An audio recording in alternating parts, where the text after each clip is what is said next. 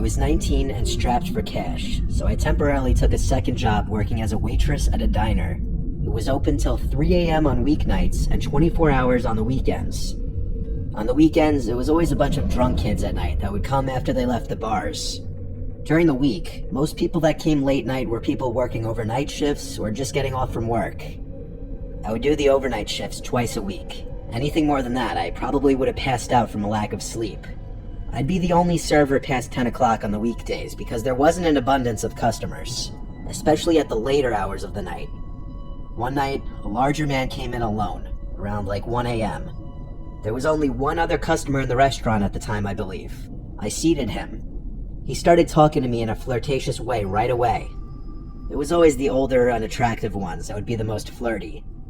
I had to deal with it with a smile, though, as I basically was working on tips. He ordered a burger and a milkshake.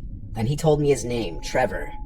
Trevor would keep staring at me from across the diner as I would be sitting doing things on my phone. He was the only customer left at this point now. He called me by my name over to the table. I went over with a smile, and he asked for the check.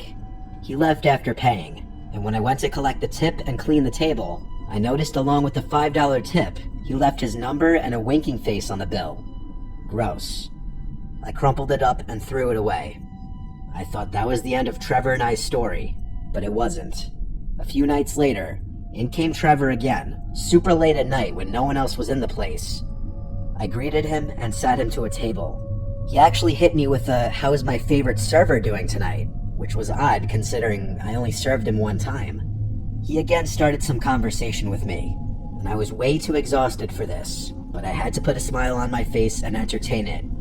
I thought maybe this time he'd give a better tip if I acted interested, but that backfired, because he mistook my friendliness as interest and invited me to come on his boat sometime. I asked what kind of boat it is to play along, and he showed me a picture of this tiny little thing that could barely fit 2 people based on the looks of it. I said, "Oh wow, my dad has a boat too."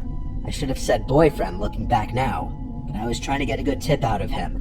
He asked for my number, and I told him I'm not allowed to give customers my number. I could get fired. He actually believed this, but after he left, he once again left his number on the bill, this time with a note saying something along the lines of, "I bet you were just shy last time. Don't be shy this time, you can text me. It'll be our little secret," followed by another winking face. He again only tipped $5. This guy was a creep who didn't even tip well. I hope to not see him again. But this wouldn't be a story if I didn't. He came in the next week on another night I was working.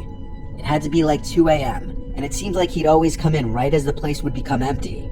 Almost like he was sitting in the parking lot, waiting to come when I wouldn't be serving any tables. This time he came in, and the first thing he said was, "You don't call, alright?"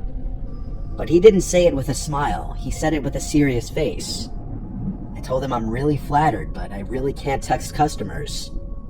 He didn't say anything, he just walked out. I was relieved, honestly. I'd rather he just stopped coming in. The next day, while at my other job, I got a text from one of the other waitresses asking if I knew who the fat bald guy was. I said, "Yeah, he's so creepy. Why?" She told me that he asked for my full name. I asked her if she gave it to him, and she said yes.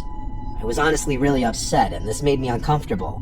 She said that he claimed he just wanted the name of the really amazing waitress from last night. Later that day, I got a text. It was from Trevor. He said, "Hey, it's Trevor, your favorite customer. I know you said you can't give your number out, so I took it upon myself to get it myself. Now you didn't break any rules, haha." I was at a loss for words. I blocked the number and hoped that would be the end of it. But later that week, after I got off from work, I found an envelope tucked under my windshield wiper. I grabbed it and got in my car. Its contents were disturbing. It was a bunch of pictures of me in the diner, taken from the parking lot. The pictures got more disturbing though, when they started being of my apartment and of me standing on my front deck or unlocking the front door. Most disturbing of all was a picture taken through the front window at night. I drove straight to the police precinct with the photos to report this. These pictures, accompanied with the text I received from him, was damning enough. I stayed at my parents' house that night, and the next day, a detective called that Trevor guy and told him if he continued to contact me, it would be considered harassment and he would be arrested. I still quit the job at the restaurant just to be safe. My lease was up the next month.